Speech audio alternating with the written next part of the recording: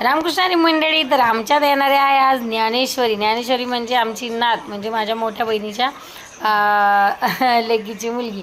तर आल्याच्यानंतर थोड्या वेळ घेतली, जेवणं वगैरे केली आणि याचा मोठा व्हिडिओ बघण्यासाठी तुम्ही खाली दिलेल्या लिंकला टच करा आणि तुम्हाला ह्याचा मोठा व्हिडिओ बघायला भेटेल. हिला फुर्र केलं ना की गाडीच्या आवाजासारखा आवाज आणि खूप खुश होते आणि खूप हसती. त्यानंतर यांची जायची वेळ झाली. जायच्या वेळेस जाते वेळेस मी टाळूला थोडंसं तेल लावलं. ही लावू देत नव्हती पण तरी लावलं.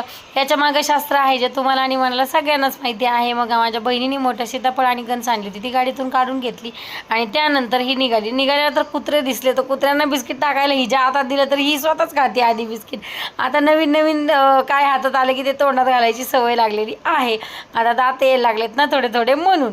तर चला, तुम्हाला व्हिडिओ आवडला असेल तर लाईक करा, शेअर करा आणि मेन म्हणजे आपल्या चॅनलला सबस्क्राईब करायला विसरू नका. आणि तर यांना बाय बाय केलं आणि मी आणि माझी बहीण आम्ही घरात